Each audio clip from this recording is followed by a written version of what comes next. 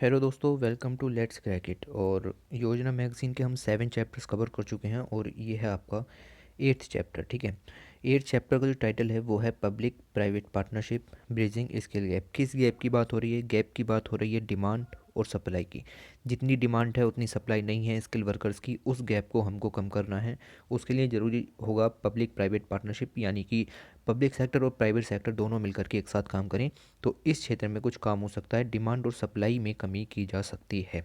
ठीक है, डिमांड काफ़ी ज़्यादा है, सप्लाई स्किल के हिसाब से नहीं है, उसको कहते हैं स्किल गैप। ओके, तो देखते हैं इंट्रोडक्शन पॉइंट ऑफ व्यू से क्या चीज़ है। अगर देखिए, skill and knowledge are the twin pillars of the country's economic growth and social development. अगर आपको किसी कंट्री का सोशल डेवलपमेंट करना है, इकोनॉमिक ग्रोथ करनी है, तो आपको इन दोनों पिलर्स को अच्छा करना होगा। नॉलेज प्रोवाइड कीजिए और स्किल दीजिए साथ में। ठीक है, इसके बाद देखिए डेमोग्राफिक डिविडेंड के बारे में यहाँ पर भी लिखा हुआ है। ओके, तो चलिए मैं आपको कुछ पहले यही बता देता हूँ। देखिए, ये जो पूरा पैसेज है इसको हम नहीं कवर करने वाले हैं। स्किल डेवलपमेंट के बारे में पूरी की पूरी मैगज़ीन थी आपकी कुरुक्षेत्र, नवंबर 2020।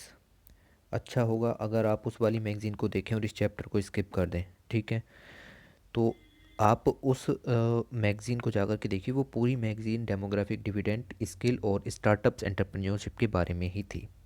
ऑलराइट, फिर भी हम इस मैगज़ीन के अंदर इसको देखते हैं।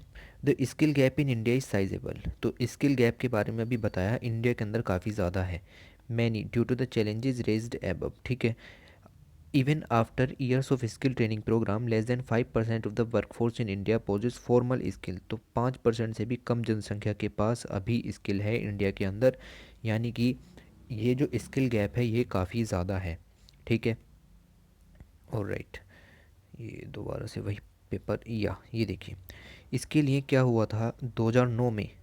इस गैप को कम करने के लिए पहली national policy on skill development आई थी। अब ये उस समय ministry of skill development ministry ने नहीं निकाली थी, उस समय निकाली थी ministry of labour and employment ने। ऑलराइट, इसका एम था to achieve rapid and inclusive growth. ठीक है, in a few years paradigm shift in the skill ecosystem triggered by technological advance give rise to the imminent need of revisit the existing policy. तो 2009 की policy के बाद बहुत ज़्यादा technical changes देखने को मिले, तो अब एक नई पॉलिसी की ज़रूरत पड़ी जो कि टेक्नोलॉजी को साथ में लेकर के चले। उसके लिए लाया गया नेशनल स्किल डेवलपमेंट पॉलिसी 2015। ये इंट्रोड्यूस की गई। इसके अंदर स्किल प्रोग्राम्स यूज़ किए गए। इमर्जिंग ट्रेंड्स जो कि नए ट्रेंड्स थे नेशनल और इंटरनेशनल स्किल इकोसिस्टम में, उनको इसके तहत प्रोवाइड किया जाने लगा। National skill development and entrepreneurship policy 2015 address the challenges of skill at a scale with speed. तो इस जो नई पॉलिसी थी 2015 वाली, इसके तहत हमने स्पीड बढ़ाई अपनी, कि भाई स्किल प्रोग्राम की जो स्किल प्रोग्राम्स हैं उनको तेज़ी से चलाया जाए, साथ ही उनकी क्वालिटी भी इम्प्रूव की गई और सस्टेनेबिलिटी के लिए उनको यहाँ पर यूज़ किया गया।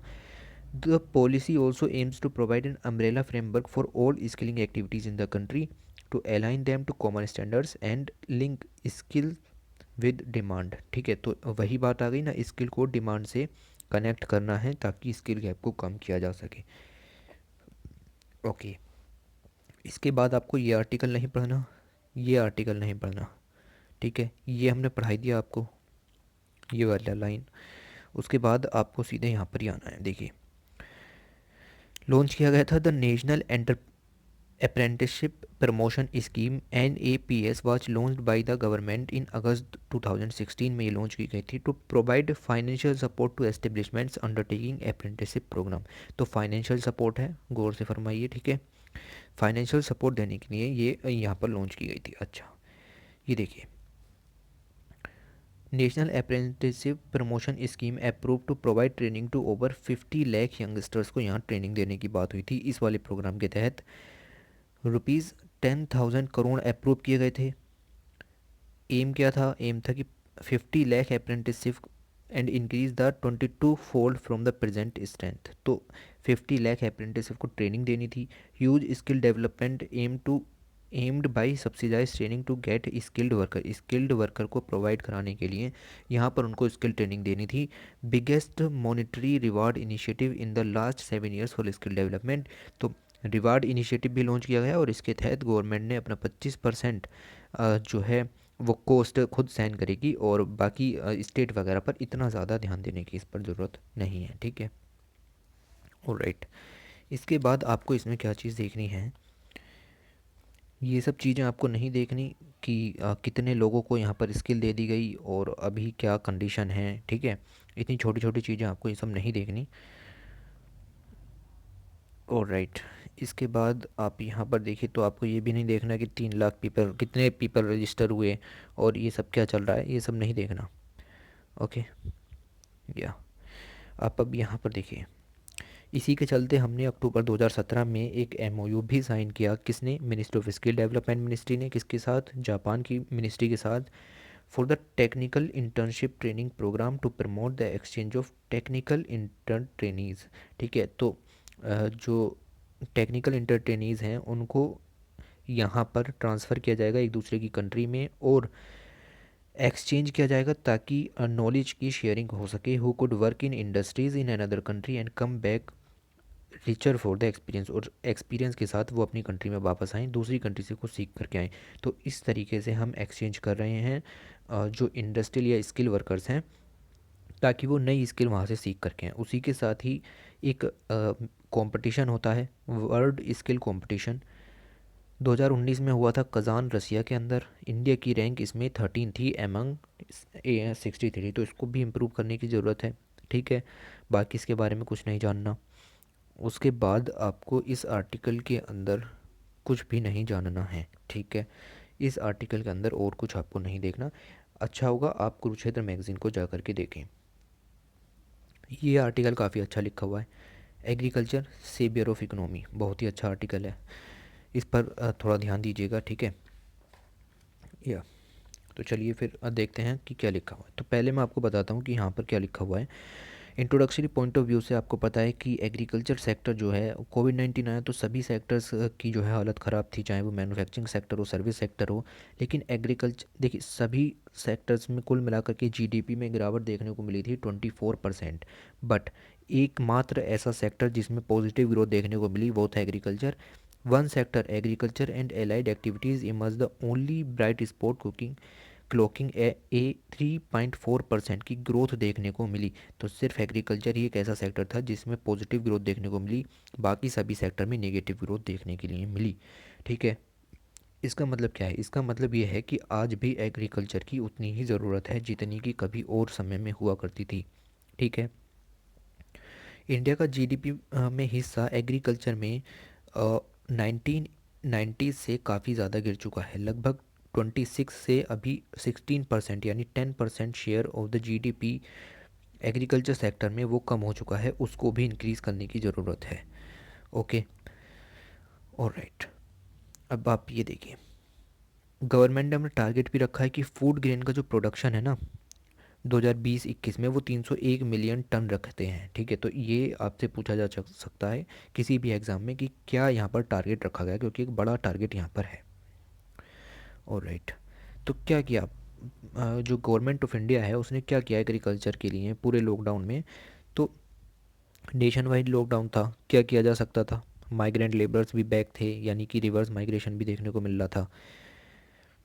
The unprecedented reverse migration imperiled Indian economy along several vertical, especially the rural economy got a serious jolt mainly due to the slump in demand and liquidity side। तो ये सब मैंने बताया आपको कि रिवर्स माइग्रेशन के दौरान क्या क्या चीज़ें देखने को मिली। एक तो उनको जॉब प्रोवाइड करानी थी, फिर उनको स्किल भी प्रोवाइड करानी थी। तो यहाँ पर फाइनेंस मिनिस्टर ने 1.63 लाख करोड़ का स्टिमुलस पैकेज दिया for the farm sector only, ठीक है। तो वैसे तो 20 लाख करोड़ का आत्मनिर्भर भारत पैकेज दिया था, पर उसमें से 1.63 लाख करोड़ का फार्म सेक्टर के लिए दिया गया था। ऑलराइट, ओके, देखिए, गवर्नमेंट ने पीएम किसान स्कीम के बारे में आपने सुना होगा, 6,000 रुपये दिए जाते हैं 3 इंस्टॉलमेंट में 1 साल के अंदर। तो उसका जो 2,000 रुपये का इंस्टॉलमेंट था वो भी सभी के बैंक खातों में भेजा। साथ ही जो national rural employment guarantee scheme के अंदर 1 दिन का पैसा मिलता था, उस पैसे को भी बढ़ाया गया। तो गवर्नमेंट ने एक तो काम ये किया, साथ में ही गवर्नमेंट ने लॉन्च किया कि प्रधानमंत्री गरीब कल्याण योजना भी लॉन्च की। अब इसके बारे में भी आप पिछले 3 महीनों से पढ़ रहे हैं कि क्या है, वल्नरेबल पॉपुलेशन को फ्री खाना दिया जाएगा कुछ 3-4 महीनों के लिए, ठीक है। कह रहे हैं कि पीएम केयर फंड का यहाँ पर यूज़ किया गया है, और साथ ही नाबार्ड ने भी एक्सटेंड की है additional refinance support of 30,000 crore for the crop loan requirement of the RRBs. तो नीचे लोन प्रोवाइड कराने के लिए नाबार्ड ने बैंकों को लोन भी दिया है 30,000 करोड़ रुपए का, कि जाइए नीचे लोन दीजिए आरआरबीज और रूरल कोऑपरेटिव बैंक्स को। ओके, तो इस तरीके से आपको चीज़ें लेकर के चलनी है। 25 लाख नए किसान क्रेडिट कार्ड भी बांट दिए गए हैं, ठीक है। उसके साथ यहाँ पर अगर आप देखें तो ये भी बता दिया हमने कि पीएम किसान बेनिफिशरीज़ को भी यहाँ पर पैसा दे दिया गया 2000 जो उनके बनते थे थर्ड इंस्टॉलमेंट के। Almost 2.5 crore farmers are likely to be covered from a credit flow of nearly 2 lakh crore. तो interest subvention and loan moratorium जैसी स्कीम्स भी यहाँ पर चलाई गई हैं। इन सब स्कीम्स के बारे में अब इकोनॉमी सेक्शन में पढ़िए। अगर मैं इसको यहाँ पढ़ाने के लिए बैठा तो ये मैगजीन कभी कवर ही नहीं हो पाएगी, ठीक है।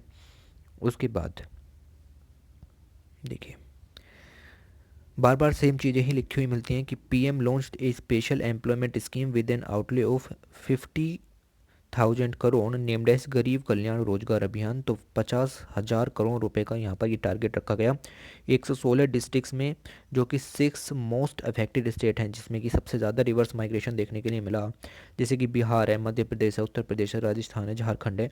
इन जगहों पर गरीब कल्याण योजना चलाई गई है और यहाँ पर 25 पब्लिक इंफ्रास्ट्रक्चर वर्कर्स को यहाँ पर ये जो गरीब कल्याण योजना के तहत पैसा दिया जाएगा, ठीक है। ओके, देखिए साथ ही गवर्नमेंट ने कुछ एग्रीकल्चर रिफॉर्म्स भी लॉन्च किए। रिफॉर्म्स क्या थे? ये 3 बिल आप पिछले 3-4 महीनों से पढ़ रहे हैं।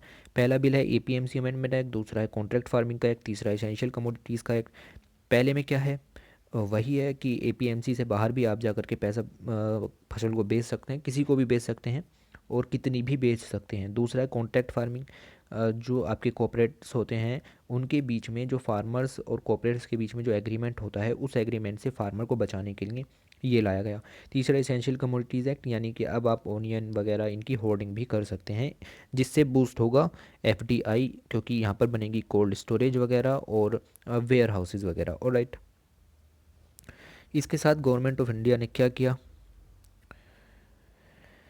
ये देखिए। To further facilitate migrant workers को और ज़्यादा फैसिलिटेट करने के लिए गवर्नमेंट ने लॉन्च किया पीएम श्रमिक सेतु पोर्टल और पीएम श्रमिक सेतु ऐप, जो कि कनेक्ट करता है job seekers with prospective employers as per their skill. अभी डिमांड है, मान लो ये ऐप है या पोर्टल है, इस ऐप पर जा कर के रजिस्ट्रेशन होगा वर्कर्स का, जो कि स्किल वर्कर्स हैं। तो किसी को अगर वर्कर्स की ज़रूरत है तो इस पोर्टल पर आए और अपने वर्कर्स को अपनी स्किल के अनुसार यहाँ पर चूज़ कर सकते हैं, ठीक है।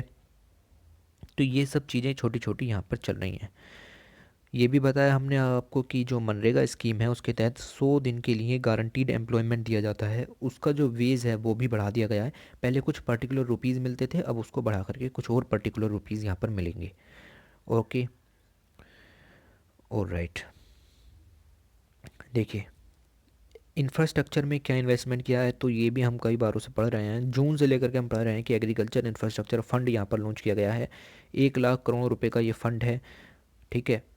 ये देखिए 1 लाख करोड़ रुपए का ये फंड है और जो फंड है वो आपका यूज़ किया जाएगा पोस्ट हार्वेस्ट इंफ्रास्ट्रक्चर मैनेजमेंट में, ठीक है। तो जो पोस्ट हार्वेस्ट मैनेजमेंट होता है कि आपकी फसल सड़ ना जाए, उससे बचाने के लिए आपको यहाँ पर ये फंड यूज़ किया जाएगा। किसको दिया जाएगा ये फंड का पैसा दिया जाएगा फार्मर प्रोड्यूसर ऑर्गेनाइजेशंस को, सेल्फ हेल्प ग्रुप्स को, farmer credit and cooperative societies हैं, इंडिविजुअल फार्मर है या एग्री एंटरप्रेन्योरशिप है। Okay, all loans will have interest सवेशन ऑफ 3%, 3% का इंटरेस्ट सवेशन भी देखने को मिलेगा पर एनम up to a limit of 2 crore and सवेशन will be available for a maximum period of 7 years. तो 7 ईयर्स के लिए यहाँ पर आपको इंटरेस्ट सवेशन भी देखने को मिलेगा, ठीक। इसमें और ज़्यादा डिटेल में जाने की ज़रूरत नहीं है। करना क्या है, पोस्ट हार्वेस्ट स्ट्रक्चर बनाना है, जैसे कोल्ड स्टोरेज होते हैं, कलेक्शन सेंटर होते हैं, वेयर हाउस होते हैं, प्रोसेसिंग यूनिट होती हैं, पैक हाउसेज होते हैं, ठीक है। तो इस तरह की चीज़ें यहाँ पर क्रिएट करनी है इस पैसे से। साथ ही इंडियन रेलवे ने चलाई किसान रेल के बारे में काफ़ी कुछ पहले भी पढ़ा जा चुका है। क्या है किसान रेल? ऐसा जैसे एक रेल का डिब्बा है तो इसके अंदर हम ऐसे कोल्ड स्टोरेज बना दिए जाएंगे, ठीक है। उसमें आप अपनी सब्जी रखिए, फल रखिए या ऐसे आइटम रखिए जो सड़ जाते हैं, उनको ट्रांसपोर्ट किया जाएगा एक जगह से दूसरी जगह बहुत ही रीज़नेबल प्राइस पर, ठीक है। और राइट, तो किसान रेल स्कीम के बारे में आपको ये पता होना चाहिए कि पहली जो किसान रेल है वो चली देवलाली इन महाराष्ट्र टू दानापुर इन बिहार। ये वाला पॉइंट इंपॉर्टेंट है, बाकी सेकंड याद रखने की ज़रूरत नहीं है और थर्ड भी याद रखने की ज़रूरत नहीं है। अब इसके बाद ये भी नहीं जानना कि किसान रेल के फीचर्स क्या क्या हैं, बस मल्टी कमोडिटीज़ या फिर कंसाइनमेंट्स ले जाने के लिए ये यहाँ पर बनाई गई है। इसमें कितने वेंटिलेटर हैं ये भी याद नहीं रखना, कितने डिब्बे हैं ये भी याद नहीं रखना, बस यही याद रखना है कि कहाँ से कहाँ तक चली और काम क्या है। तो ये ऑर्डिनेंसेस के बारे में हम आपको पहले ही बता चुके हैं। ये है आपका एपीएमसी अमेंडमेंट एक्ट। इसमें आप जो है one India one agriculture market के टर्म पर आप अपनी फसल एपीएमसी मार्केट से बाहर बेच सकते हैं। ओके, ऑलराइट, यहाँ तक आपका था किसान रेल के बारे में, इतना नहीं पढ़ना इसके बारे में। दूसरा, रिफॉर्म्स एंड रिवाइवल्स के क्षेत्र में क्या हुआ, तो यहाँ पर रिफॉर्म्स एंड रिवाइवल के क्षेत्र में कुछ भी नहीं हुआ, बल्कि ये तीन जो बिल हैं, APMC amendment act, contract farming act और इसेंशियल कमोडिटीज़ एक्ट, सिर्फ इन तीनों के बारे में ही आपको हर जगह पर लिखना है। ठीक है, क्योंकि आप खुद भी देखिए, इसको पढ़ेंगे तो आपको सिर्फ यही मिलेगा कि एपीएमसी एक्ट में जो स्टेट के एपीएमसी एक्ट थे उनमें संशोधन किया गया, उन्हें ख़त्म किया गया वगैरह वगैरह। ऑलराइट, अगली बात करते हैं। तो यहाँ पर भी सेम बात किसान रेल के बारे में लिखी हुई है, कोई ज़रूरत नहीं है, काफ़ी समझ में आ चुका है। देखिए, ये फिर से उसी एक्ट के बारे में लिख दिया, trade and commerce promotion and facilitation act, यानी एपीएमसी अमेंडमेंट एक्ट। आप एपीएमसी मंडी से बाहर भी बेच सकते हैं। तो ये जो पूरा पैसेज है ये इसी के बारे में लिखा हुआ है। ये चीज़ें आपको अपने इकोनॉमी सेक्शन से पढ़नी है, यहाँ से इन चीज़ों को नहीं पढ़ना। जिससे भी आप इकोनॉमी पढ़ते हैं, करंट अफेयर्स पढ़ते हैं, वहाँ से आपको ये चीज़ें पढ़नी है। इनके बारे में मैंने एक सेपरेट वीडियो भी बना रखी है फार्म बिल्स के बारे में, आप वहाँ से जाकर इसको पढ़ें तो ज़्यादा अच्छा रहेगा। इस टॉपिक को मर्ज ना करें क्योंकि टॉपिक इंपॉर्टेंट है, कंट्रोवर्सी भी काफ़ी ज़्यादा चल रही है। ओके, उसी के साथ यहाँ पर इसेंशियल कमोडिटीज़ अमेंडमेंट एक्ट भी लाया गया 2020, यानी कि जो कुछ चीज़ें हैं जैसे सीरियल है, पल्सेस हैं, ऑयल सीड हैं, डेबल ऑयल्स, ऑनियन या पोटैटो, तो इन्हें इसेंशियल कमोडिटीज़ की लिस्ट से बाहर कर दिया। बाहर करने का मतलब क्या है कि अब इनकी होल्डिंग हो सकती है, इनको इकट्ठा किया जा सकता है वेयर हाउसेज वगैरह में। ठीक है, इकट्ठा करने का मतलब ये है कि नए कोल्ड स्टोरेज बनाने पड़ेंगे आपको, इंफ्रास्ट्रक्चर एफडीआई वगैरह इंडिया के अंदर आएगा। ऑलराइट, अच्छा, ये जो तीनों बिल हैं, अगर इसमें डिस्प्यूट होता है ना फार्मर के बीच, कॉरपोरेट के बीच या किसी भी तरह का, तो आप जो है एसडीएम के पास जाएंगे। ये भी यहाँ पर प्रावधान किया गया है, ये आपको याद रखना है। ऑलराइट, तो डिस्प्यूट रेजोल्यूशन मैकेनिज्म यहाँ पर लॉन्च किया गया है। ऑलराइट, होम कमिंग, अगला आर्टिकल है होम कमिंग। इस आर्टिकल को नहीं देखेंगे, हालांकि कुछ इंपॉर्टेंट पॉइंट्स यहाँ पर देखेंगे। माइग्रेंट्स के बारे में लिखा गया, आपको पता है कि रिवर्स माइग्रेशन देखने को मिला और 6 वर्स्ट अफेक्टेड यहाँ पर स्टेट्स देखने को मिले जिनमें सबसे ज़्यादा लोगों ने इधर या उधर रिवर्स माइग्रेशन किया। ठीक है, ऑलराइट, तो बेसिकली क्या है ये सब आपको नहीं पढ़ना। रिवर्स माइग्रेशन की परिभाषा लिखनी है, थोड़ा सा डाटा दे देना है कि हाँ आप क्या चीज़ें यहाँ पर चल रही हैं। हालांकि डाटा भी आपको यहाँ से नहीं उठाना है क्योंकि यहाँ पर उस तरह का डाटा नहीं दिया हुआ है। देखिए, लर्निंग फ्रॉम द पास्ट, इसका क्या मतलब है, क्या लिखा हुआ है इस पूरे पैसेज के अंदर। इस पूरे पैसेज के अंदर लिखा हुआ है कि हमें कभी ऐसी उम्मीद ही नहीं थी कि इतनी भारी मात्रा में लोग अपने गांव को वापस आएंगे। हमें यही पता था कि रूरल से अर्बन की तरफ यहाँ पर माइग्रेशन होगा, और कभी कभी हम सोचते थे कि अर्बन से रूरल की तरफ होगा भी तो वो बहुत ही शॉर्ट टर्म माइग्रेशन होगा। शॉर्ट टर्म माइग्रेशन का मतलब है कि कॉन्ट्रैक्ट के बिहाफ पर लेबर कुछ 3 4 या 5 महीनों के लिए जाएगा और फिर वापस आ जाएगा। ठीक है, लेकिन अभी दिक्कत दूसरी है, अभी 1 साल हो चुका है और यहाँ पर रिवर्स माइग्रेशन चल ही रहा है। ऑलराइट, तो ये छोटी छोटी चीज़ें आपको यहाँ पर देखनी है। तो उम्मीद ये नहीं थी, इसीलिए हमारे पास इसके रिलेटेड कुछ चीज़ें भी नहीं थी। पर स्टेट्स के पास अपने कुछ एक्ट थे, जैसे इंटर स्टेट लेबर एक्ट है, ठीक है, केरला माइग्रेंट वेलफेयर स्कीम है, डोमेस्टिक वर्कर एक्ट है, कंस्ट्रक्शन वर्कर एक्ट। अब ये छोटे स्केल के एक्ट हैं, ठीक है, और स्टेट लेवल पर वर्क करते हैं। तो अगर आप इन स्टेट से फॉलो करते हैं तो इन एक्ट्स को देखिए, वरना स्किप। ऑलराइट, ओके, ये दो इमेजेस जो हैं ये दिखाती हैं कि मनरेगा की सहायता से ही हम जो रिटर्निंग माइग्रेंट्स हैं जो कि घर वापस आए हैं, उन माइग्रेंट्स का कुछ कर सकते हैं। यानी मनरेगा ही स्कीम जो है वो हमारा सब कुछ है। अब यहाँ पर डाटा बहुत ज़्यादा लिखा हुआ है, ठीक है, पढ़ोगे तो भी काम नहीं होगा। अच्छा, अभी मैंने आपको ये बताया कि मनरेगा स्कीम के तहत वेजेस को बढ़ा दिया गया है, तो ये वाला पॉइंट इंपॉर्टेंट है कि 182 रुपये मिलते थे, अब 202 रुपये एक दिन के लिए मिलेंगे। ठीक है, तो ये पॉइंट यहाँ पर इम्पोर्टेंट हो जाता है। राइट, चलिए, ओके, इससे ज़्यादा आपको इसमें कुछ नहीं देखना। और रिवर्स माइग्रेशन के ऊपर मैगज़ीनें पहले भी आई हैं, उनमें भी अच्छे अच्छे टॉपिक यहाँ पर दिए गए हैं। साथ ही वो भी बताया कि अ, प्रधानमंत्री गरीब कल्याण योजना, ठीक है, वो भी लॉन्च हुई है। साथ ही पीडीएस यानी पब्लिक डिस्ट्रीब्यूशन सिस्टम में आपका वन राशन और वन कार्ड स्कीम, कुछ ऐसा स्कीम भी लॉन्च किया गया है, ताकि आपका जो माइग्रेंट है वो कहीं से भी शॉप पे से आपका पीडीएस का अनाज खरीद सके, जो 1 रुपये, 2 रुपये और 3 रुपये किलो बिकता है, चावल, गेहूँ और कोर्स ग्रेन्स। Alright, okay. फिर सबसे इम्पोर्टेंट चीज़ क्या है, वो ये है कि पार्लियामेंट ने 3 कोड्स भी पेश किए हैं, लेबर बिल्स, इनको कहते हैं हम लेबर बिल्स। 3 बिल यहाँ पर लॉन्च की गए हैं, उसकी रिगार्डिंग वीडियो बन चुकी है, नीचे लिंक है, वहाँ पर आप जा कर के देख सकते हैं, ठीक है। तो जो लेबर हैं उनकी सेफ्टी, उनके जो रेम्यूनरेशन है, उनका भत्ता, किराया, उस सब से रिलेटेड, उनकी सेफ्टी है, हेल्थ है, उससे रिलेटेड हमारे पास बहुत सारे जो बिल्स थे, लगभग 40 से ज़्यादा बिल थे, उन सबको ख़त्म किया गया है और 4 नए जो बिल या एक्ट या कोड यहाँ पर लाए गए हैं। अब तो ये पास हो चुके हैं, तो बिल तो रहे नहीं, एक्ट या कोड हम इनको कह सकते हैं, ठीक है। इतना आपको यहाँ से याद रखना है। ऑलराइट, ये आर्टिकल तो बिल्कुल भी नहीं पढ़ना। पहली बात तो ये आर्टिकल उस तरह का है नहीं जिस तरह का यूपीएससी पूछती है। चेंजिंग लैंडस्केप का मतलब ये है कि देखिए, कोरोना वायरस के दौरान जो बिज़नेस और इंडस्ट्रीज़ हैं उनको तो हर्ट हुआ, लेकिन वो लोग काम कहाँ से कर रहे थे, वर्क फ्रॉम होम से। तो बेसिक जो लैंडस्केप का मतलब है वो यही है, जो जहाँ आप काम करते थे वो एरिया आपका चेंज हो रहा है। मतलब वो एरिया चेंज होने का मतलब है, पहले आप अपनी बिल्डिंग में जाते थे, वहाँ पर वर्क करते थे, अभी आपका लैंडस्केप चेंज हो रहा है, यानी अब आप वर्क फ्रॉम होम से जो है कार्य कर रहे हैं। तो इसमें आपको बताया कि वर्क फ्रॉम होम के क्या क्या फ़ायदे नुकसान हैं, वो सब फ़िलहाल आपको देखने की ज़रूरत नहीं है, ठीक है। ऑलराइट, इस आर्टिकल को हम स्किम करते हैं, और बिल्कुल भी अच्छा आर्टिकल यहाँ पर ये नहीं था। अगला जो आर्टिकल है वो काफ़ी सही है। इसमें बताया गया है कि हिमाचल प्रदेश का जो हैंडलूम सेक्टर है वो काफ़ी ज़्यादा अच्छा है, ठीक है। रूरल इकोनॉमी को बूस्ट करने में हेल्प करेगा, ये भी काफ़ी अच्छी बात है। तो इस आर्टिकल के अंदर बेसिक जो इनिशिएटिव है वो हिमाचल प्रदेश के बारे में। अच्छा, अगर आप हिमाचल प्रदेश से फॉलो करते हैं तो आपको पूरा आर्टिकल पढ़ना है, लेकिन अगर आप हिमाचल प्रदेश से फॉलो नहीं करते हो, यूपीएससी की प्रिपरेशन कर रहे हैं, तो फिर आपको इस आर्टिकल के अंदर कुछ ही पॉइंट्स यहाँ पर पढ़ने हैं। उन पॉइंट्स को मैं बताऊंगा कि आपको कौन से पॉइंट्स यहाँ पर पढ़ने हैं। तो ये देखिए, Himachal Pradesh is famous for a number of handloom and handicraft products. Some of are, जैसे कारपेट है, शॉल है, वुडन वर्क है, पेंटिंग है, लेदर वर्क है, इन चीज़ों में यहाँ पर हिमाचल प्रदेश का हाथ थोड़ा सही है। Himachal Pradesh state handicraft and handloom cooperation limited establish की गई थी इसी ऑब्जेक्टिव के साथ कि ये जो चीज़ें यहाँ पर हिमाचल प्रदेश के अंदर हैं वो इनको प्रमोट करे, पुअर्स के इंटरेस्ट को यहाँ पर बनाए रखे, ठीक है। वीवर या आर्टिजान्स जो हैं उन लोगों को भी यहाँ पर सहायता प्रदान करें। इतना आपको हिमाचल प्रदेश के बारे में, ठीक है, पता होना चाहिए कि हिमाचल प्रदेश अच्छा है वुडन में, कारपेट में, सोल वगैरह में।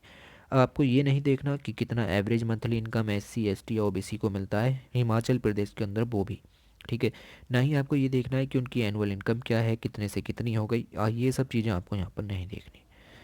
तो बेसिक नीड क्या है, गवर्नमेंट को ज़रूरत है कि उनको ट्रेनिंग मटेरियल प्रोवाइड करे, उनको टूल किट दे, मॉडर्न इक्विपमेंट्स दे, उनको टेक्नोलॉजी प्रोवाइड करे, इन्वेस्टमेंट करे in the teacher training, better remuneration for the teachers and trainers. तो जो प्रोवाइडर है ना, स्किल प्रोवाइडर, उनकी भी यहाँ पर हमको अच्छा खासा ध्यान रखना है। उसके बाद हिमाचल प्रदेश मेजोरिटी जो पॉपुलेशन है वो रूरल एरिया में लिव करती है, ठीक है। यानी कि रूरल इकोनॉमी को बढ़ाने से काफ़ी ज़्यादा फ़ायदा होगा।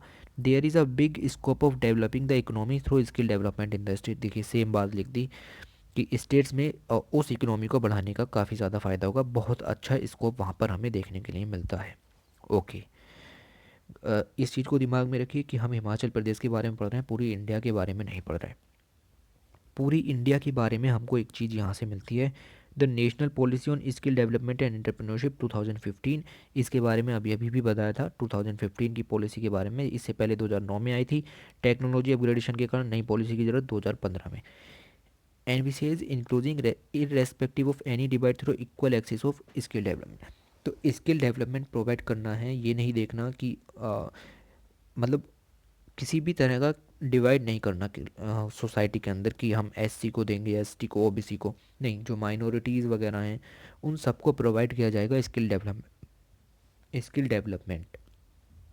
ठीक है, उनको भी दिया जाएगा जो डिफ़िकल्ट ज्योग्राफिकल लोकेशन में रहते हैं, जैसे हिमालयन स्टेट्स हैं या फिर नॉर्थ ईस्ट के स्टेट हैं।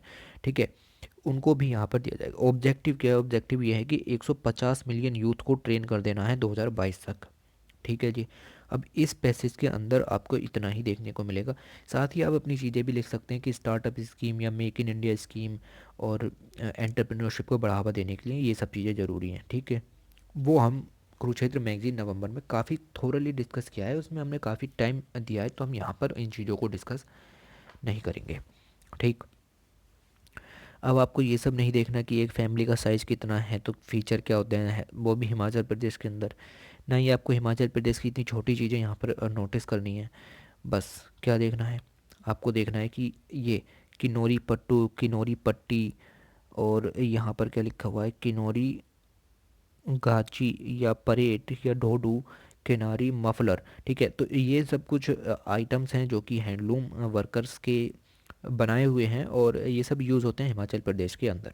ठीक है, ये सब आपको याद रखना है। अब आपको ये सब याद नहीं रखना कि कितने रुपए हिमाचल प्रदेश ने हैंडलूम सेक्टर पे खर्च किए और एग्रीकल्चर सेक्टर का क्या ऑक्यूपेशन वगैरह, ये सब आपको नहीं देखना। बहुत ही माइन्यूट चीज़ें हैं, कोई काम की चीज़ नहीं है यहाँ से। और राइट, आपको ये याद रखना है कि क्लूबी शोल जो है ये यहाँ पर फेमस हो जाता है और आता है हिमाचल प्रदेश से। ठीक है, ये छोटी छोटी चीज़ें आपको यहाँ से देखनी है इस आर्टिकल के अंदर से, और कुछ आपको इस आर्टिकल के अंदर से नहीं देखना। आइए फिर आगे चलें। तो ये आर्टिकल इम्पोर्टेंट हो जाता है। डू यू नो, स्वामित्व स्कीम लॉन्च की गई। स्वामित्व स्कीम लॉन्च की गई, इसकी फुल फॉर्म देखिए पहले तो। Survey of village and mapping with improvise technology in the village area. Improvise technology और मैपिंग करनी है विलेज की। तो विलेज के लैंडस्केप को जांचने के लिए, विलेज की मैपिंग करने के लिए यहाँ पर ये लॉन्च किया गया है। देखिए क्या याद रखना है, स्वामित्व स्कीम है, सेंट्रल सेक्टर स्कीम है, लॉन्च की गई थी पंचायत डे के ऊपर। 24 अप्रैल को पंचायत डे मनाया जाता है। मिनिस्ट्री ऑफ पंचायती राज ने लॉन्च की थी, तो इसीलिए वो इसकी नोडल मिनिस्ट्री भी हो गई। In the states the revenue department and land records department is the nodal department. तो स्टेट लेवल पर इस स्कीम को कौन लॉन्च करेगा? रिवेन्यू डिपार्टमेंट या लैंड रिकॉर्ड डिपार्टमेंट इसको लॉन्च करेगा, वो वहाँ का नोडल डिपार्टमेंट हो गया। डाटा ऊपर भेजा जाएगा मिनिस्ट्री ऑफ पंचायती राज, जो कि ओवरऑल इंडिया की नोडल एजेंसी है। यहाँ से 5-6 पॉइंट मिले। उसके बाद स्कीम का एम काफ़ी इंपॉर्टेंट है, to provide an integrated property validation solution for rural India में ये नहीं पता होता कि किसकी प्रॉपर्टी है और कितनी हिस्सों में बटी हुई है, तो उस सबका लैंड रिकॉर्ड यहाँ पर बनाया जाएगा through the technology. Demarcation of rural abadi areas would be done using drone serving technology. Technology अभी यूज़ किया, तो ड्रोन से यहाँ पर पूरी नज़र रखी जाएगी पूरे विलेज के ऊपर। ओके, और राइट, देखिए क्या क्या किया जाएगा। Creation of accurate land records for the rural planning. तो लैंड रिकॉर्ड्स तैयार किए जाएंगे डिजिटल तरीके से। डिटरमाइन किया जाएगा प्रॉपर्टी टैक्स कितना लिया जाए कितना नहीं लिया जाए रूरल एरिया से। और राइट, क्रिएशन किया जाएगा सर्वे इंफ्रास्ट्रक्चर एंड जीआईएस मैप। तो जियोग्राफिकल इंफॉर्मेशन सिस्टम के थ्रू यहाँ पर मैपिंग की जाएगी। ग्राम पंचायत डेवलपमेंट प्लान की बेटर क्वालिटी को सपोर्ट किया जाएगा। ठीक है, रिड्यूस की जाएगी property related disputes and legal cases, जो कि काफ़ी ज़्यादा हैं रूरल एरियाज़ के अंदर। तो प्रॉपर्टी की डिस्प्यूट केसेस हैं उनको रिड्यूस किया जाएगा, और इसके थ्रू जब मैपिंग हो जाएगी तो फिर ये चीज़ें अच्छी भी रहेंगी। तो खुद प्राइम मिनिस्टर ने लॉन्च की स्वामित्व स्कीम, और अक्टूबर 11 2020 को इस स्कीम को लॉन्च किया। ठीक है, वैसे तो अनाउंस कर दी गई थी, लॉन्च की गई थी अप्रैल 24 को पंचायती राज डे पर प्राइम मिनिस्टर मोदी ने अपनी भाषण में जिक्र किया होगा स्वामित्व स्कीम का अक्टूबर 11 में। ओके, तो ये हेल्प करेगा आत्मनिर्भर भारत में, और स्कीम दो चार लिख दीजिएगा कि सेल्फ रिलायंट इंडिया को बनाएगा, रूरल इकोनॉमी को बूस्ट करेगा, डिस्प्यूट रेजोल्यूशन मैकेनिज्म के रूप में वर्क करेगा, ईटीसी ईटीसी। ओके, तो ये स्कीम काफ़ी इंपॉर्टेंट है, आपको इसके बारे में पता होना चाहिए। आगे चलते हैं। या ये आर्टिकल है ग्रीनर हाईवे। देखिए अब ये आर्टिकल कहाँ पर फॉल करता है, एक तो आपका एनवायरमेंटल सेक्शन आ जाता है, प्लस आपका इकोनॉमी सेक्शन आ जाता है। एनवायरमेंटल के अंदर भी सस्टेनेबल डेवलपमेंट का कॉन्सेप्ट आ जाता है। ठीक है, सस्टेनेबल डेवलपमेंट के अंदर भी, और इकोनॉमी के अंदर आप क्या आ जाते हैं, हाईवेज़, नेशनल हाईवेज़। ठीक है, ये चीज़ें आ जाती हैं। इन दोनों को अगर हम मिक्स करते हैं तब जा कर के आता है ग्रीनर हाईवे। तो ये एक बहुत ही नीचे मतलब कह सकते हैं माइन्यूट टॉपिक है, बट इतना भी माइन्यूट नहीं है कि पूछा ना जाए। तो इसके बारे में चीज़ें और डिस्कस करते हैं इस आर्टिकल के अंदर। ऑलराइट, देखिए, तो the roads and highways are very important component of human mobility and the growth of engine of the economic development. अब अगर आपको इकोनॉमिक डेवलपमेंट चाहिए तो हाईवेज और रोड्स, इन चीज़ों की तो ज़रूरत पड़ेगी, क्योंकि जो इंटर स्टेट या इंट्रा स्टेट मूवमेंट है वो तो सब इनके द्वारा ही होता है। ठीक है, मैक्सिमम गुड्स इसी चीज़ के द्वारा ट्रांसफ़र होती है। इंडिया फीचर एंड एंटायरली, अच्छा, इंडिया में रोड लेंथ कितनी है, टोटल रोड की लेंथ कितनी है, तो आप कहेंगे कि जी 47 लाख किलोमीटर की इंडिया में लेंथ है रोड की। उसमें से हमारे पास नेशनल हाईवेज़ कितने हैं, तो आप कहेंगे 96,000 किलोमीटर की नेशनल हाईवे। नेशनल हाईवे जैसे होता है ना, नेशनल हाईवे 1 2, जो कि बड़े चीज़ों को जोड़ते हैं। सिर्फ 2% of the area is national highway. ठीक है, यानी 96,000 को भाग करोगे 47 से तो लगभग 2% एरिया यहाँ पर देखने को मिलेगा कि जो है वो नेशनल हाईवे है। ठीक है, हाईवे से 40% ट्रैफिक लोड जो है वो चलता है, यानी कि जैसे 100% ट्रांसपोर्ट सामान कहीं पर हो रहा है तो उसमें से 40% हाईवेज़ के द्वारा ही होता है। अब हाईवेज़ के द्वारा होता है तो यहाँ पर दिक्कतें भी हैं। दिक्कतें ये हैं कि जो व्हीकल्स हैं वो दिन पर दिन बढ़ते चले जा रहे हैं, यानी ट्रैफिक की काफ़ी प्रॉब्लम है। ट्रैफिक की प्रॉब्लम से आपकी प्रॉब्लम बढ़ती है पोल्यूशन की, पोल्यूशन से बढ़ती है ग्रीन हाउस गैस की, वैसे ही ग्रीन हाउस गैस बढ़ रही है। ठीक है, उसके साथ ही प्रॉब्लम बढ़ती है हेल्थ थ्रेट। ठीक है, हेल्थ थ्रेट बढ़ते हैं, बायोडाइवर्सिटी को भी इम्पैक्ट होता है, जो सराउंडिंग बायोडाइवर्सिटी है रीजन की उसको। ठीक है, तो ये छोटी चीज़ें आपको यहाँ पर देखनी है। उसके बाद ये देखिए, use of alternative clean energy based transport system. तो अब आपको ज़रूरत है क्लीन एनर्जी की। अब उससे पेट्रोल वगैरह से काम नहीं चलेगा। किस तरह की चीज़ों, क्योंकि ग्रीन हाउस गैस को कम करना है तो इन चीज़ों को कम करना होगा, इमिशंस को इनको कम करना होगा। कम करने के लिए क्या कर सकते हैं, कम करने के लिए आप एलपीजी युक्त, सीएनजी युक्त इलेक्ट्रिकल एंड रिन्यूएबल एनर्जी पर फोकस करना होगा। Non motorise transport specially the dedicated bicycle, जिसमें कि पोल्यूशन बिल्कुल भी नहीं होता, इन चीज़ों को यहाँ पर यूज़ करना होगा अगर आपको व्हीकल जो है वो क्लीन एनर्जी बनाना है तो इन चीज़ों पर यहाँ पर फोकस ज़रूरी है। देखिए, in India the transport sector is the third largest energy consumer at 17% of the total final consumption. Energy का जितना कंजम्पशन इंडिया के अंदर होता है ना, उसका 17% कंजम्पशन ट्रांसपोर्ट सेक्टर के अंदर ही हो जाता है। ठीक है, उसके बाद ये डाटा आपको याद नहीं रखना इतना। ठीक है, ये चीज़ें याद नहीं रखनी, इतना काफ़ी था। उसके बाद तो गवर्नमेंट ऑफ इंडिया क्या चाह रही है, कुछ चाह भी रही है या ऐसे ही। तो गवर्नमेंट ऑफ इंडिया के दो यहाँ पर प्रोग्राम लिखे हुए हैं कि क्या चीज़ करना चाह रही है। तो 30% व्हीकल्स को जो इंडिया में इस समय हैं उनको रिप्लेस कर देना है इलेक्ट्रिक व्हीकल के द्वारा 2030 तक। 2030 तक 30% व्हीकल्स ख़त्म हो जाने चाहिए और कन्वर्ट हो जाने चाहिए इलेक्ट्रिकल व्हीकल के अंदर। ठीक है, एक तो ये चाह रही है गवर्नमेंट। दोबारा दूसरी चीज़ क्या है कि the share of environmental friendly vehicle to extend 20% of the entire vehicle fleet by 2020।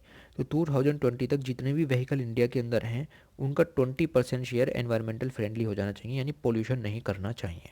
ठीक, अब इन इनिशिएटिव्स को अगर हम बढ़ा करके देखें तो ministry of road transport and highways government of India ने green highways plantation, transplantation, beautification and maintenance policy 2015 में लॉन्च की थी, 29 सितंबर 2015 में। तो इस पॉलिसी का नाम सिर्फ इतना ही है कि ग्रीन हाईवेज पॉलिसी 2015। क्या किया जाएगा, ये देखिए, डेवलपमेंट किया जाएगा नेशनल हाईवेज का एज अ इको फ्रेंडली।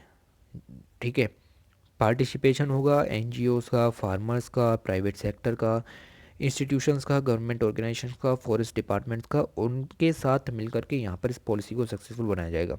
देखिए, ग्रीन हाईवेज कैसे होते हैं, ये हाईवे की बाउंड्री है तो ये उसके चारों तरफ ग्रीनरी आपको देखने के लिए मिल रही है। साथ में ये इज़ अ गुड एग्जांपल, ये पूरा आपका हाईवे है और बीच में भी हमने यहाँ ग्रीनरी लगाई है और साइडों में भी ग्रीनरी आपको देखने को मिलती है। ये होते हैं नेचुरल हाईवेज़, ग्रीन हाईवेज़।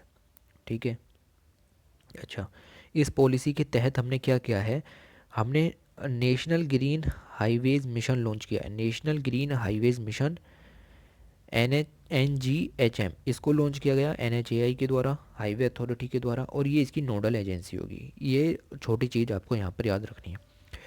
साथ ही हमने यहाँ पर लॉन्च किया है ग्रीन फंड। देखिए, जितने भी कॉस्ट यहाँ पर लगेगी पूरे प्रोजेक्ट में, ठीक है, मान लो आपको एक हाईवे बनाना है और हाईवे के अंदर जितनी भी कॉस्ट लगी उसका 1% आपको प्रीवियस हाईवे को मेंटेनेंस करने में लगाना पड़ेगा। ठीक है, तो इस तरीके से 1% अमाउंट भी 1,000 करोड़ रुपए के बराबर हो जाता है। एक साल के अंदर इतना पैसा जमा होगा, यानी अच्छा खासा मेंटेनेंस प्लांटेशन देखने को मिलेगा। ठीक है जी, और right, okay, that is sufficient. Okay, तो तीन चीज़ें पता चली, ग्रीन पॉलिसी के बारे में, नेशनल ग्रीन हाईवे मिशन के बारे में, और ग्रीन फंड के बारे में। अब इनके बारे में बहुत विस्तार से लिखा गया है ग्रीन हाईवे पॉलिसी 2015। इसके अंदर भी सेम चीज़ें लिखी हुई हैं, कोई खास चीज़ें नहीं लिखी हैं, जैसे कि नेशनल ग्रीन हाईवे मिशन के बारे में लिखा है। ठीक, तो इस ये देखिए, ये है हाईवे आपका इस तरीके से, और कितनी अच्छी तरीके से ग्रीनरी को मेंटेन किया हुआ है। तो इस तरीके के हाईवे हमें बनाने हैं। अब इसका कुछ ऑब्जेक्टिव दिया हुआ है जो कि हमने पहले ही पढ़ लिया, स्टेक होल्डर्स भी हमने पढ़ लिए कि public private partnership, NGOs, farmers, producers, इस तरीके से यहाँ पर इन लोगों की मदद की जाएगी। इसकी रेगुलर मॉनिटरिंग भी ज़रूरी होगी। रेगुलर मॉनिटरिंग का मतलब ये है कि 3-3 मंथ पर या 6-6 मंथ पर नेशनल हाईवेज़ का रिव्यू होगा कि कहीं पर गड्ढे वगैरह तो नहीं हो गए हैं, या फिर ट्री प्लांटेशन में कोई दिक्कत तो नहीं हो रही है।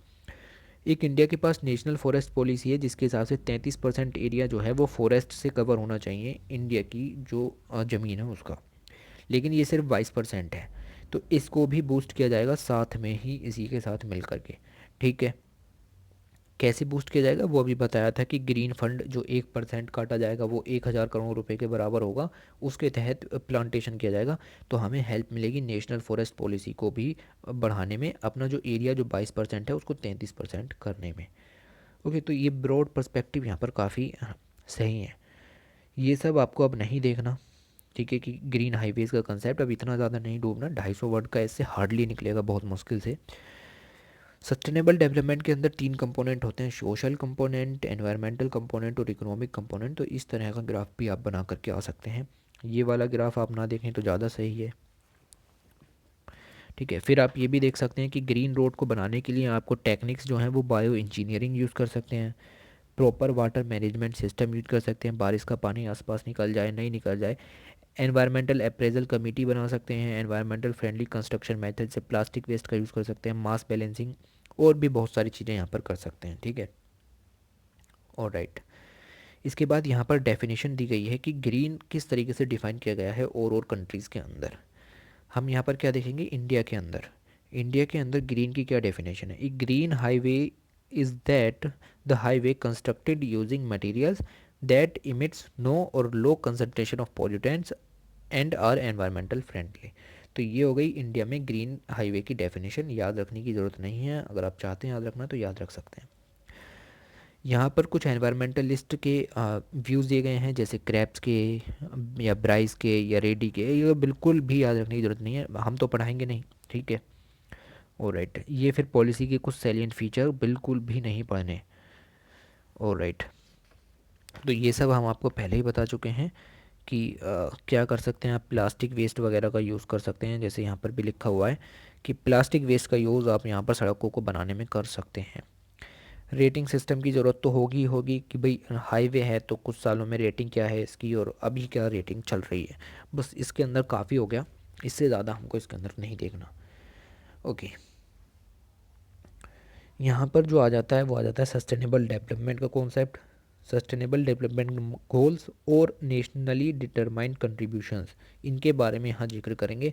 कोविड-19 आया तो हमारे कुछ सस्टेनेबल डेवलपमेंट गोल थे जो कि 17 थे, 2030 तक पूरे करने थे, हम उनको पूरा कर ही रहे थे, लेकिन कोविड ने आकर के यहाँ पर सब ख़त्म कर दिया।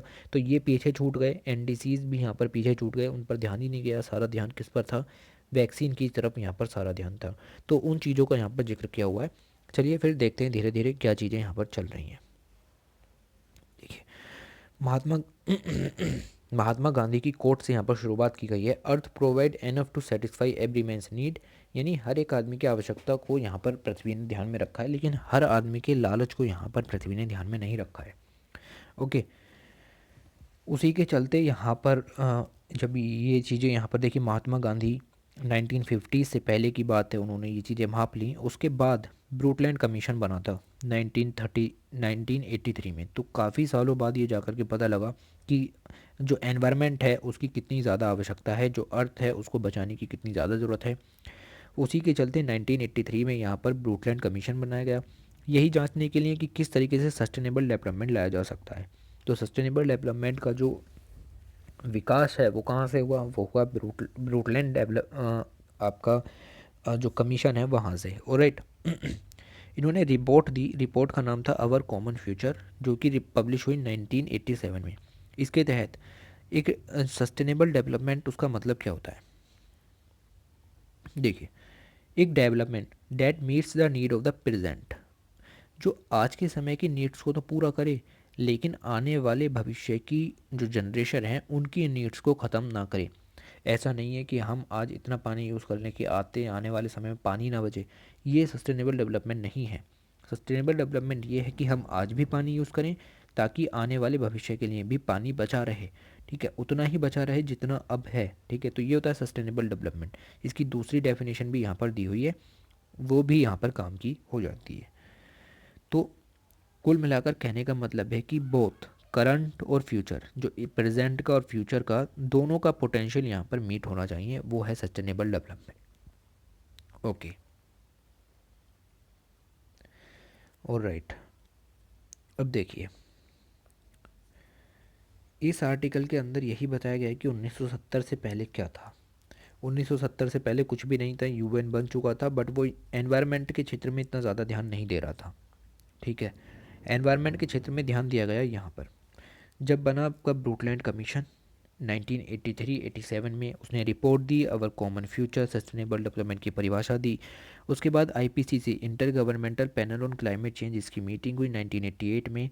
फिर वर्ल्ड मेट्रोलॉजिकल ऑर्गेनाइजेशन भी यहाँ पर न्यूज़ में आया। यूएन एनवायरमेंटल प्रोग्राम्स देखने को मिले।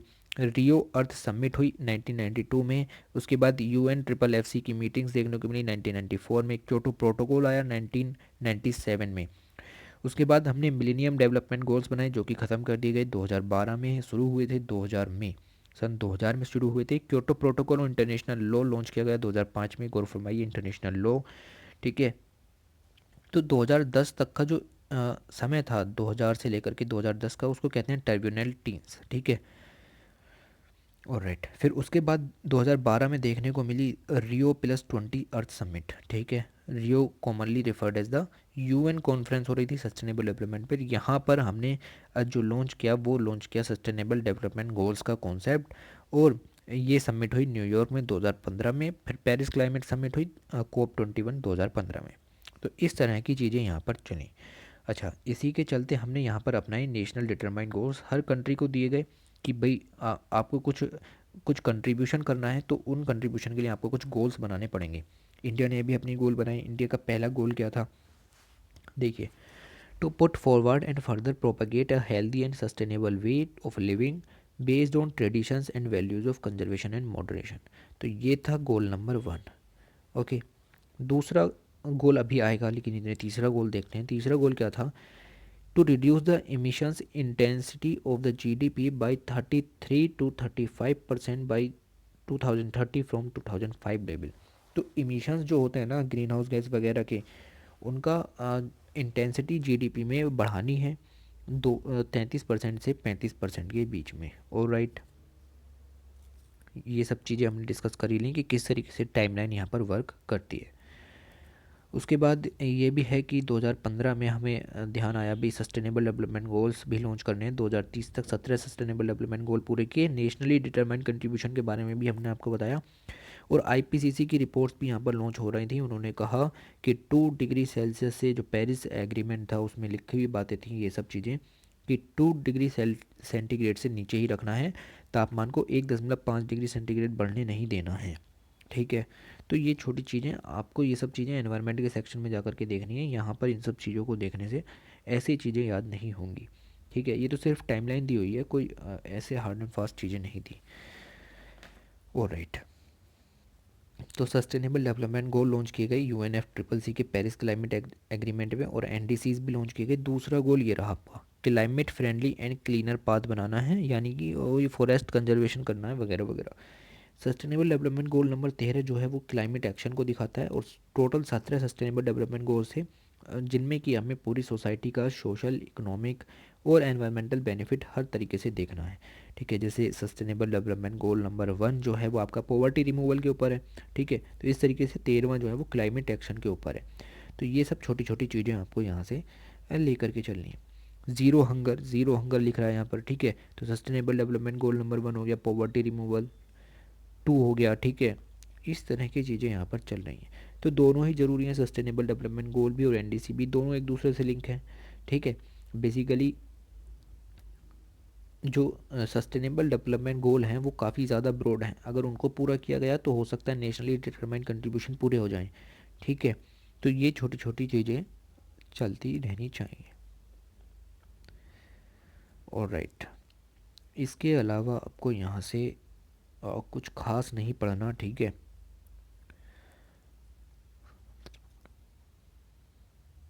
ओके, ये सब चीज़ें पहले ही बता चुके हैं कि क्या है टर्बुलेंट टीन्स। ठीक है, तो 2010 का जो डिकेट था, UN ने उसको रेफ़र किया कि ये टर्बुलेंट टीन रेफ़र है, क्योंकि वहाँ पर बहुत सारे एनवायरमेंटल चेंजेस देखने को मिले। ओके, ऑलराइट, फिर ये आपको सारे सस्टेनेबल डेवलपमेंट गोल याद हो जाने चाहिए कि पहला कौन सा है, दूसरा कौन सा है। ये सब आपको अपनी इकोनॉमी सेक्शन में जा कर के देखने हैं। ऑलराइट, ऐसे छोटे पॉइंट्स भी देखते हुए चलिए कि ग्लोबल रिस्क रिपोर्ट लॉन्च होती है वर्ल्ड इकोनॉमिक फोरम के द्वारा। ठीक है, IPCC की 5th असेसमेंट रिपोर्ट आई थी 2020 में। इस तरह की चीज़ें ध्यान में रखिए। ऑलराइट, ये तो बात सिर्फ टर्बुलेंट टीन्स की हो रही है। अच्छा, यहाँ पर क्या लिखा हुआ है, यहाँ पर ये लिखा हुआ है कि वर्ल्ड वार 2 आया, ग्रेट डिप्रेशन आया 1930 में, वर्ल्ड वार 2 भी ख़त्म हो गया। उसके बाद कोविड-19 जो है वो दुनिया का सबसे बड़ा चैलेंज है। ठीक है, तो इससे निपटने के लिए भी हमें उस तरह के मेजर्स लेने होंगे जैसे कि हमने 1930 में या ग्रेट वर्ल्ड वॉर के बाद लिए थे। ठीक, और इन सब चीज़ों को आप ख़ास अच्छा रहेगा कि अगर आप ये कॉरपोरेट सोशल रेस्पॉन्सिबिलिटी वगैरह, इन सब चीज़ों को अगर आप कुरुक्षेत्र मैगज़ीन के अंदर देखें। ठीक है, अब वो मैगज़ीन का एनालिसिस भी हम पहले ही करा चुके हैं, उस चीज़ को भी यहाँ पर गौर से देखिए। और इन सब चीज़ों के बारे में यहाँ पर कुछ खास नहीं लिखा हुआ, वही कोविड-19 से रिलेट करके चीज़ों को लिख दिया है। वर्ल्ड वार 2 के बाद ये पहली बीमारी है कोविड-19, टर्बुलेंट टीन्स। ठीक है, इन सब चीज़ों को यहाँ पर इग्नोर कीजिए, और अच्छा होगा यह एनवायरमेंटल सेक्शन की तरफ जा कर के आप इन चीज़ों को नोट करें। ऑलराइट, तो ये हमारा ओके, यहाँ पर कुछ मल्टीपल चॉइस क्वेश्चंस भी दिए हुए हैं, चाहें तो आप कवर कर सकते हैं। PDF डाउनलोड कीजिए और कवर करने की कोशिश कीजिए, या फिर स्क्रीनशॉट ले लीजिए। ठीक है, चलिए स्क्रीनशॉट ले लीजिए, या फिर ये अच्छा, ये इसके यहाँ पर आंसर्स भी हो गए, इनका भी स्क्रीनशॉट ले लीजिएगा। ऑलराइट, बाकी इस मैगज़ीन के अंदर कुछ भी नहीं है। ओके, तो ये पूरी मैगज़ीन, लगभग हमने पूरी मैगज़ीन कवर कर ली। ठीक है, और ये थी योजना मैगज़ीन पूरी, और ये हमारा यूट्यूब चैनल है, इसको शेयर कीजिए, सब्सक्राइब कीजिए जितना ज़्यादा से ज़्यादा हो सके, और वीडियोस देखिए। ठीक है, देखने से ही काम चलेगा, ऐसे काम नहीं चलेगा, सब्सक्राइब करने से खाली काम नहीं चलता। ठीक है, चलिए फिर, thanks for watching, take care.